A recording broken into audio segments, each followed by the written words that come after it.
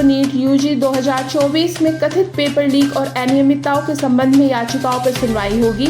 केंद्र सरकार ने एक नया हलफनामा दायर करके दोबारा परीक्षा की मांग का कड़ा विरोध किया है। इसमें यह भी दावा किया गया है कि IIT मद्रास की एक व्यापक रिपोर्ट बड़े स्तर पर अनियमितता और कुछ चुनिंदा केंद्रों पर उम्मीदवारों को अवैध लाभ के आरोपों का खंडन करती है।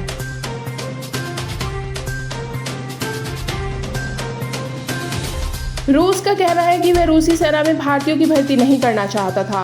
रूस ने कहा है कि भारतीय लोगों की रूस सेना में उपस्थिति विशुद्ध रूप से वाणिज्यिक है। रूस के इन मामलों के प्रभारी रोमन बबुश्किन ने कहा कि मॉस्को ने कभी भी भारतीयों को अपनी सेना का हिस्सा बनाने का इरादा नहीं किया था और संघर्ष के व्यापक संदर्भ में उनकी संख्या नगण्य है।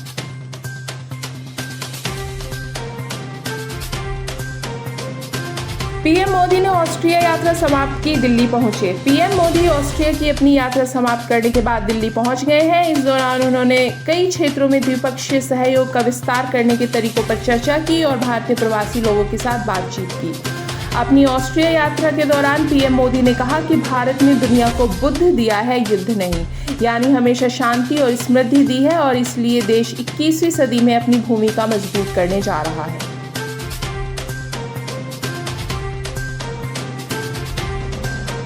सीबीआई की संदेशखाली जांच के खिलाफ मामले में बंगाल को सुप्रीम कोर्ट से राहत। सुप्रीम कोर्ट के आदेश में एक नया मोड़ तब आया है जब अदालत ने हाल ही में संदेशखाली मामलों की सीबीआई जांच की अनुमति दे दी।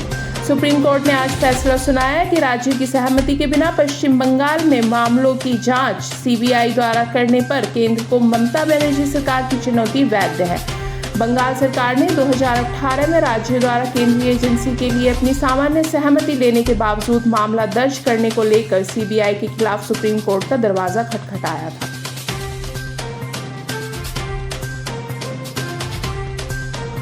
यह सूचित करने के कुछ सप्ताह बाद कि हत्या की शिकार शीना बोरा के कथित कंकाल के कुछ हिस्सों का पता नहीं चल पाया है। अभियोजन पक्ष ने बुधवार को ट्रायल कोर्ट को बताया कि वे नई दिल्ली में सीबीआई के कार्यालय में पड़े हुए थे। शीना बोरा की कथित तौर पर उसकी मां इंद्राणी मुखर्जी और अन्य ने 2012 में हत्या कर दी थी। अभियोजन पक्ष ने कहा कि सीबीआई इन सबूतों पर डिपेंडेंट नहीं थी क्योंकि इन्हें चार्जशीट में मेंशन नहीं किया गया था और वह उन्हें रिकॉर्ड पर लाए बिना आगे बढ़ना चाहती थी।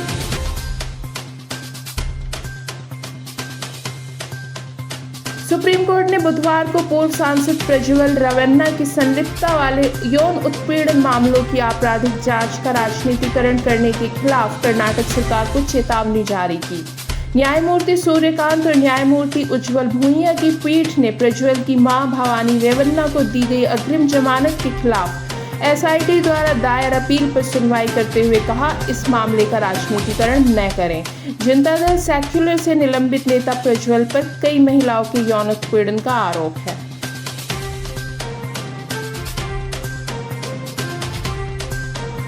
आईएमडी ने आने वाले दिनों में पूर्वी उत्तर प्रदेश, दिल्ली, एनसीआर और अन्य क्षेत्रों सहित पूर्वोत्तर भारत में बारिश की गतिविधि बढ़ने की भविष्यवाणी की है। मौसम विभाग ने बिहार राज्य और उत्तर प्रदेश के कुछ हिस्सों में गुरुवार 11 जुलाई को भारी बारिश के लिए ऑरेंज अलर्ट जारी किया है। नई दिल्ली में क्षेत्रीय मौसम विज्ञान केंद्र के अनुसार गुरुवार और दिल्ली एनसीआर में आमतौर पर बादल छाए रहेंगे और बहुत हल्की बारिश होने की संभावना है।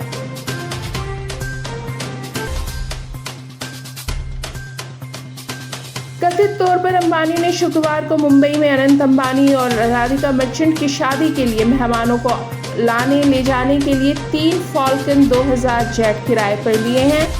हाल के दिनों की सबसे बड़ी भारतीय शादियों में अरबपति मुकेश अंबानी का छोटा बेटा अपने लंबे समय की प्रेमिका के साथ शादी के बंधन में बंधने के लिए तैयार है।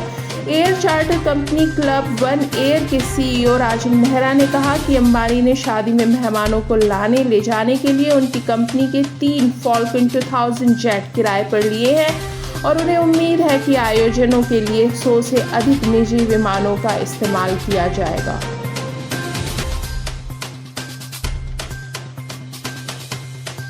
राधिका मर्चेंट और अनंत अंबानी इस वीकेंड शादी के बंधन में बंधने वाले हैं। अब इकोनॉमिक टाइम्स ने उन मेहमानों की एक विस्तृत सूची साझी की है जो शादी के उत्सव में शामिल होंगे। शादी में reality show star Kim Kardashian और खलोए कार्दाशियन मेहमान होंगी। भविष्यवादी पीटर डायमेंडिस, कलाकार जेफ कून्स और स्वयं सहायता कोच जे शेट्टी भी शादी में शामिल होंगे। ब्रिटेन के पूर्व प्रधानमंत्री बोरिस जॉनसन और टोनी ब्लेयर, पूर्व अमेरिकी विदेश मंत्री जॉन कैरी, पूर्व स्वीडिश प्रधानमंत्री कार्ल बिल्ड्स और पूर्व कनाडाई प्रधानमंत्री स्टीफन हार्पर भी इसमें भाग लेंगे।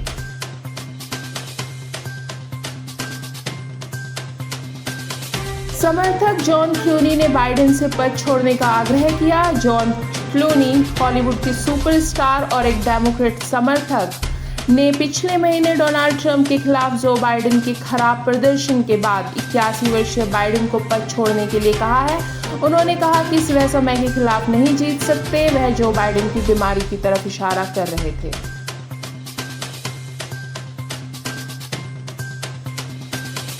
बांग्लादेश की प्रधानमंत्री शेख हसीना ने चीनी राष्ट्रपति शी जिनपिंग से मुलाकात की। 21 समझौतों पर हस्ताक्षर किए। चीन की सरकारी एजेंसी शिन्हुआ ने बताया कि चीन ने यह भी कहा कि वह अगले साल द्विपक्षीय राजनयिक संबंधों की 50वीं वर्षगांठ को अन्य चीजों के अलावा बेल्ट और रोड परियोजनाओं के उच्च गुणवत्ता वाले संयुक्त निर्माण को गहरा करने के अवसर के रूप में लेने को तैयार है। भारत ने हरारे में तीसरे टी20 मैच में जिम्बाब्वे पर 23 रनों की जीत के साथ 5 मैचों की श्रृंखला में 2-1 की बढ़त बना ली है। वॉशिंगटन सुंदर को 15 रन देकर 3 विकेट लेने के लिए प्लेयर ऑफ द मैच चुना गया, जिसने भारत को 182 के कुल स्कोर का बचाव करने में मदद मिली। इंग्लैंड और वेस्टइंडीज के बीच पहले टेस्ट मैच के पहले दिन वेस्टइंडीज की टीम 121 रन पर बॉल्ड आउट हो गई। डेब्यूटेंट एटकिंसन के 45 रन पर 7 विकेट्स लिए। स्टंप्स तक इंग्लैंड ने 3 विकेट्स खोकर 179 रन बना लिए थे।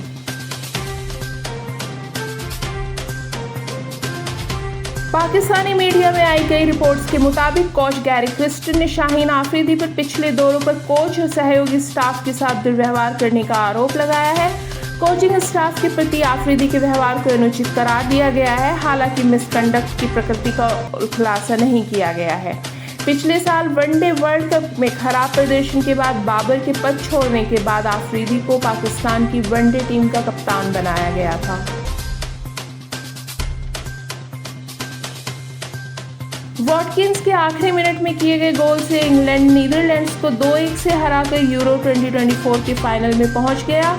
कोच गैरेथ साउथगेट के साहसिक आह्वान पर कप्तान हैरी केन की जगह आए वॉटकिंस ने अतिरिक्त समय के पहले मिनट में निचले कोने में एक शॉट मारा और इंग्लैंड को फाइनल में पहुंचाया। कोपा अमेरिका के उरुग्वे बनाम कोलंबिया सेमीफाइनल मैच में उरुग्वे ने कोलंबिया को 0 रन से हराकर फाइनल में जगह पक्की की। उरुग्वे अब फाइनल में अर्जेंटीना से भिड़ेगा।